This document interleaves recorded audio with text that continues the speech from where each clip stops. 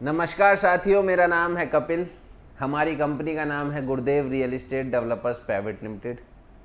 साथियों, हमेशा की तरह एक नई वीडियो को लेके हम आए हैं। वीडियो काफ़ी इन्फॉर्मेशन भरी होने वाली है, डिटेल वीडियो है, related to Noida international airport Jewar से रिलेटेड है। डिटेल में पूरा ब्यौरा आज मैं इस वीडियो के माध्यम से आपको दूंगा कि किस तरह से एयरपोर्ट का कंस्ट्रक्शन होना है, किन किन चीज़ों का ध्यान रखा गया है, किस किस सेगमेंट में एयरपोर्ट का कंस्ट्रक्शन होना है, कौन कौन सी कंपनियां की क्या क्या जिम्मेवारी है। तो अभी चलते हैं कम टू द पॉइंट और देखते हैं कि डिटेल में क्या फ्यूचर है एयरपोर्ट का और कब तक एयरपोर्ट बन के तैयार हो जाएगा सारे चरणों में साथियों। तो अभी चलते हैं, देखते हैं एक बार वीडियो को क्या अपडेट है। ये देख रहे हैं आप जेवर एयरपोर्ट की खास खबर। टाटा ग्रुप को मिला जेवर एयरपोर्ट का ठेका, नोएडा इंटरनेशनल एयरपोर्ट का रनवे बनाने का काम शुरू। जैसा कि आप लोगों को पता है कि टाटा ग्रुप को एयरपोर्ट का रनवे का काम और उसके अंदर जो इंफ्रास्ट्रक्चर है उसका काम मिला है, तो उसके बारे में डिटेल में बात करते हैं साथियों।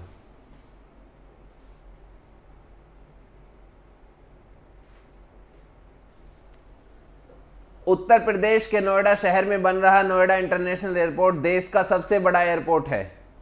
मोदी और योगी दोनों ही सरकार का यह ड्रीम प्रोजेक्ट है और अब इस प्रोजेक्ट का कॉन्ट्रैक्ट देश के प्रतिष्ठित बिजनेस ग्रुप टाटा ग्रुप को दिया है।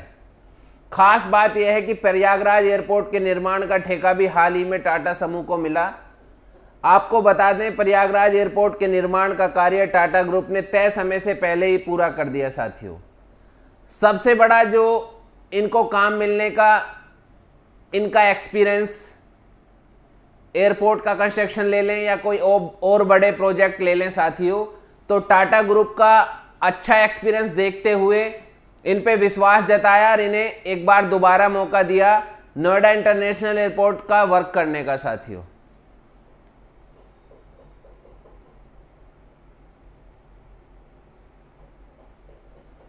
टाटा ग्रुप ने दिग्गज कंपनियों को पछाड़ हासिल किया टेंडर। नोएडा इंटरनेशनल एयरपोर्ट का रनवे बनाने का काम 24 जून से शुरू।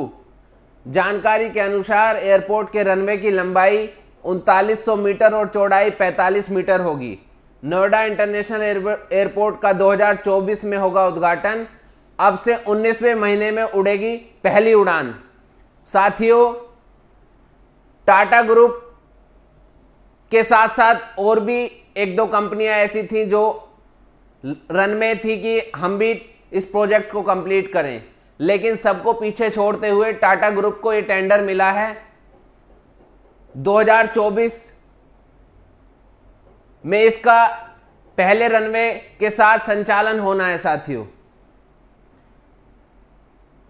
अब से 19वें महीने में उड़ान पहली होगी साथियों। जो अब से 19वां महीना होगा उसमें पहली उड़ान भरेगा यहां से।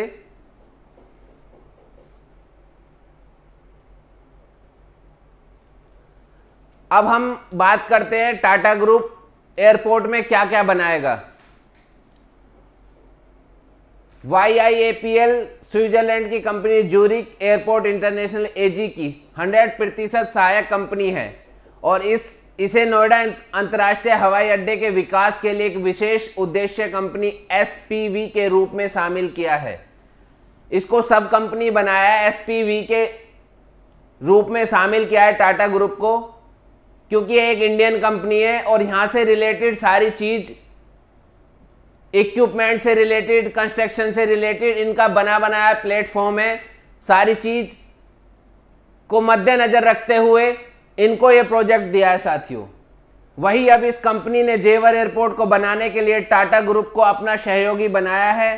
YIAPL ने बयान में कहा है कि इस ठेके के तहत Tata project Noida international airport पर terminal, runway, airside infrastructure, road utilities, land side facilities और दूसरी इमारतों का निर्माण करेगी।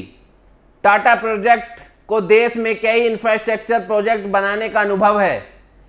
इनमें संसद की नई इमारत, मुंबई में trans harbour link, dedicated front corridor के कई सेक्शन और कई शहरों के मेट्रो प्रोजेक्ट शामिल हैं। नोएडा इंटरनेशनल एयरपोर्ट में भारतीय संस्कृति और स्विट्जरलैंड की टेक्नोलॉजी का संगम देखने को मिलेगा। ये जो प्रोजेक्ट है इसमें आपको भारतीय संस्कृति और स्विट्जरलैंड की टेक्नोलॉजी का संगम देखने को मिलेगा, क्योंकि स्विट्जरलैंड की एक कंपनी को टेंडर दिया गया पहले एयरपोर्ट का, उसके बाद अब वो सब कंपनियां ले रही है इंडिया में से, तो अब इसका भारतीय संस्कृति और टेक्नोलॉजी का यूज करते हुए यहां पे काम तैयार होगा साथियों।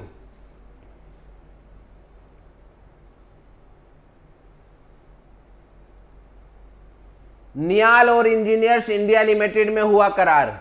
अभी मैंने कुछ दिन पहले एक वीडियो में आपको बताया था कि हम एक टॉपिक पे बनाएंगे वीडियो, एक कंपनी का गठन हुआ है, वो उस कंपनी की क्या क्या जिम्मेवारी रहेंगी, किस तरह से वो कंपनी काम करेगी, उसके बारे में डिटेल में बात करते हैं साथियों।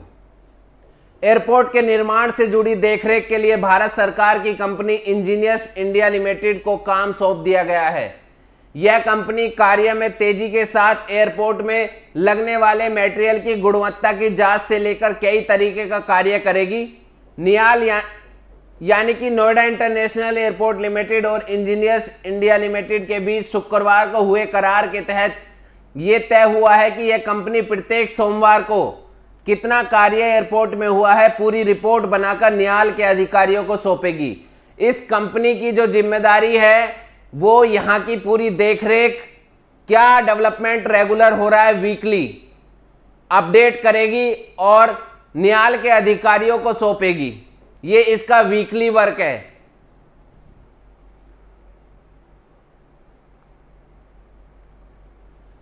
मटेरियल की जांच के लिए लैब बनेगी। इंजीनियर्स इंडिया लिमिटेड के महाप्रबंधक मुकेश मीणा ने बताया कि कंपनी ने अपनी निगरानी में दिल्ली और मुंबई समेत कई एयरपोर्ट का निर्माण करवाया है। उन्होंने बताया कि मटेरियल की जांच के लिए साइट पर ही एक लैब स्थापित की जाएगी।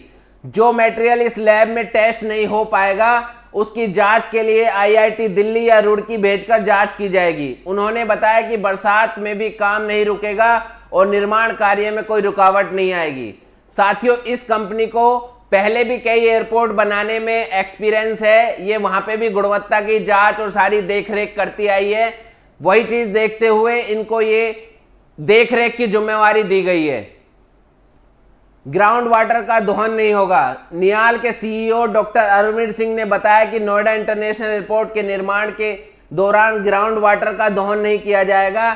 एयरपोर्ट के नजदीक से बह रही नहर के पानी का इस्तेमाल किया जाएगा। इसके अलावा यमुना सिटी के सेक्टर 29 में बन रहे वाटर ट्रीटमेंट प्लांट से लाइन डालकर प्रोजेक्ट के लिए पानी का इस्तेमाल किया जाएगा। नजदीक से जो गंग नहर जा रही है वहां से वाटर का ये यूज करेंगे साथियों। और सेक्टर 29 के अंदर बन रहे वाटर ट्रीटमेंट प्लांट से लाइन डालकर प्रोजेक्ट के लिए पानी का इस्तेमाल किया जाएगा।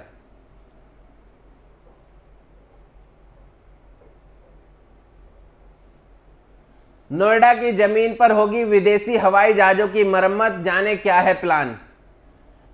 यमुना अथॉरिटी के सीईओ डॉक्टर अरुणवीर सिंह का कहना है कि अभी तक एयरलाइंस के भारतीय हवाई जहाजों को मेंटेनेंस और रिपेयरिंग के लिए श्रीलंका, यूरोप और सिंगापुर जाना पड़ता है, जहां वक्त ज्यादा लगने के साथ ही खर्चा भी बहुत होता है। लेकिन अब जल्द ही जेवर एयरपोर्ट पर एमआरओ का हब बनाने की तैयारी शुरू हो गई है। इसके लिए एयरपोर्ट पर अलग से एक रनवे भी बनाया जाएगा। यहां देश का सबसे बड़ा एमआरओ का हब होगा, जबकि 2 छोटे एमआरओ बेंगलोर और हैदराबाद में भी हैं।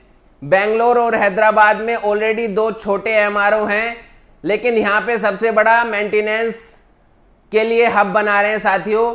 जितने भी जहाज हैं सबकी मरम्मत जेवर एयरपोर्ट पे की जाएगी। अब तक सारे जहाज बाहर जाते थे, आउट ऑफ इंडिया जाते थे, वहां पे एक्सपेंस ज्यादा आता था, टाइम की वेस्टेज होती थी। उन सारी चीजों को मद्देनजर रखते हुए अब इन्होंने डिसाइड किया है कि MRO hub Noida international airport जेवर पर ही ये बनाएंगे।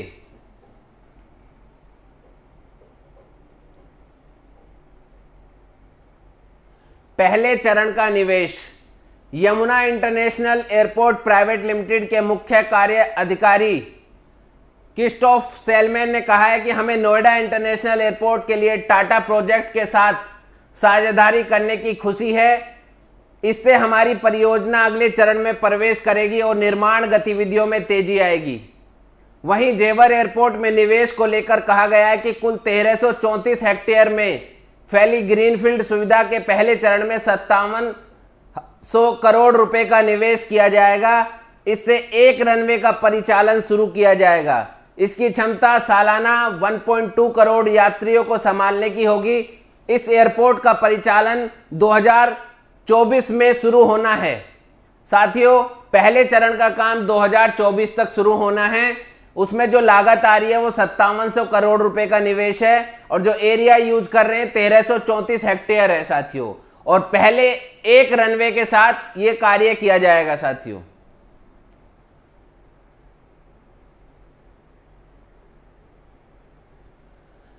जेवर इंटरनेशनल एयरपोर्ट का निर्माण 4 चरण में किया जाएगा। चारों चरण, पहला चरण 2024 तक पूरा होगा, दूसरा चरण 2032 तक पूरा होगा, तीसरा चरण 2037 तक पूरा होगा, चौथा चरण 2050 तक पूरा होगा, चौथा चरण 70 मिलियन पैसेंजर का होगा। इस तरह चारों चरण को मिलाकर यह 29,560 करोड़ रुपए की परियोजना है। साथियों, चारों चरण को मैंने डिटेल में एक बार आपको बताया है। 2024, 32, 37 और 50, 2050 तक नोएडा इंटरनेशनल एयरपोर्ट बनके पूरी तरह से तैयार हो जाएगा, लेकिन 24 में ही आपको एक रनवे के साथ यहां से फ्लाइट मिलेगी। साथियों, ये एक डिटेल वीडियो थी एयरपोर्ट से रिलेटेड। टाटा क्या काम करेगी, उसके बाद जो कंपनी देख रेख करेगी उसके बारे में डिटेल में बताया, उसके बाद चारों चरणों के बारे में डिटेल में बताया। साथियों, 26 जून से ऑलरेडी काम चल चुका है रनवे पे और पहले रनवे के साथ कार्य शुरू है। तो साथियों, एयरपोर्ट की जो चीजें हैं वो आपने देख ली कि वो ग्राउंड स्तर पर आ चुकी हैं। डेली आपको एयरपोर्ट से रिलेटेड, मेट्रो से रिलेटेड यहां कुछ न्यूज देखने को मिलते हैं, वो न्यूज ग्राउंड स्तर पर है। उनसे रिलेटेड जो वर्क, जो डेवलपमेंट, जो गतिविधि हो रही है वो आपको वीडियो के माध्यम से देखने को मिलती हैं। तो इन सारी चीजों को मद्देनजर रखते हुए यमुना एक्सप्रेसवे एक बहुत बड़ा इन्वेस्टमेंट का हब बनेगा आने वाले टाइम में। जिस तरह की प्लानिंग है 2050 तक की, तो आप ये लगाएं कि अभी 2022 चल रही है, आने वाले 28 साल के अंदर यमुना एक्सप्रेसवे एक इतना सुंदर शहर नजर आएगा आपको। जितने भी बड़े बड़े प्रोजेक्ट हैं आज की डेट में सब यमुना एक्सप्रेसवे को चूज कर रहे हैं और वहीं पे अपनी इंडस्ट्री, वहीं पे एयरपोर्ट के नियर बाय सारी चीजों का संचालन करने की कोशिश कर रहे हैं, चाहे वो कितना बड़ा इंडस्ट्री वाला बंदा हो या एक नॉर्मल क्लास रेजिडेंस वाला बंदा हो। लेकिन साथियों, मैं आपको बता दूं कि आप अभी कोई भी डिसीजन लें, जहां आपको कंफर्मेशन है, जहां सेफ साइड इन्वेस्टमेंट है, आप वहां जाएं। समय काफी है आपके पास। जैसे जैसे आपका बजट बढ़ता रहे आप उसके हिसाब से इन्वेस्ट करते रहें, लेकिन आप अभी कोई ऐसा डिसीजन ना लें जिससे आपको बाद में तकलीफ महसूस हो, आने वाला समय आपको चुनौती महसूस कराए। इसलिए यहां पे सबसे अच्छी जो इन्वेस्टमेंट है आज के टाइम में वो रेजिडेंशियल की इन्वेस्टमेंट है, सेक्टर 18-20 की इन्वेस्टमेंट है। सेक्टर 18-20 रेजिडेंशियल के अंदर एकदम साफ सुथरी ट्रांजैक्शन है, ट्रांसफर रजिस्ट्री है। इसलिए अगर आप इन्वेस्टमेंट चुन रहे हैं यमुना एक्सप्रेसवे पे, गवर्नमेंट इन्वेस्टमेंट, सरकारी इन्वेस्टमेंट, तो एक अथॉरिटी प्लॉट्स 18-20 के ही सबसे बेस्ट हैं। ये सारी चीज जब धरातल पर होंगी तो आप सोच सकते हैं कि यहाँ का भविष्य कितना उज्जवल होने वाला है।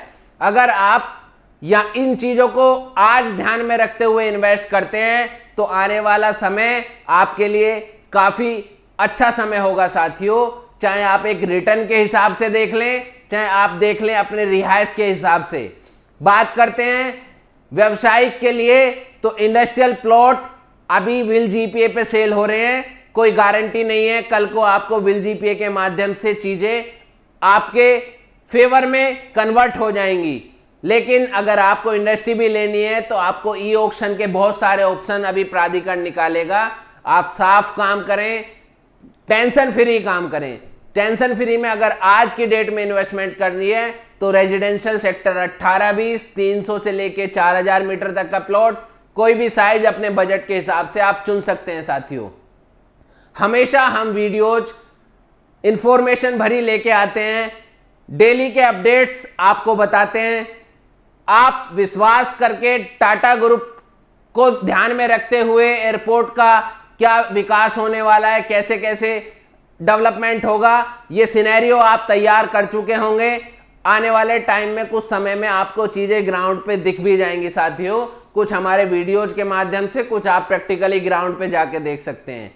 तो इसलिए मेरी सभी कस्टमर्स, सभी व्यूवर्स से रिक्वेस्ट है, अगर आप यमुना एक्सप्रेसवे को चुनते हैं तो आपके लिए गुड डिसीजन है। आने वाला टाइम आपका बहुत अच्छा और उज्जवल होगा। हमारी कंपनी गुरुदेव रियल एस्टेट यमुना एक्सप्रेसवे पे पर्टिकुलर वर्क करती है और बहुत ही ट्रांसपेरेंसी के साथ साफ सुथरा वर्क करती है। आपको अगर इन्वेस्ट करना है यमुना एक्सप्रेसवे पे तो आप गुरुदेव real estate developers private limited को चुन सकते हैं और बेस्ट से बेस्ट डील, ट्रांसपेरेंसी के साथ डील ले सकते हैं साथियों। आपके पास मौका है। आप अभी इन्वेस्ट नहीं करना चाहते हैं, आप हमारे चैनल पर बने रहें। चैनल के माध्यम से आपको रेगुलर अपडेट्स मिलते रहेंगे। जैसे जैसे आपको अपडेट देख के कॉन्फिडेंस मिलता है तो आप अपना इन्वेस्टमेंट का मन बना सकते हैं साथियों। हमारी कंपनी के 2 नंबर हैं 9873442971। ये नंबर मिस्टर नरेंद्र यादव जी देखते हैं। मेरा नंबर है 9667519002। मेरा नाम कपिल यादव है साथियों।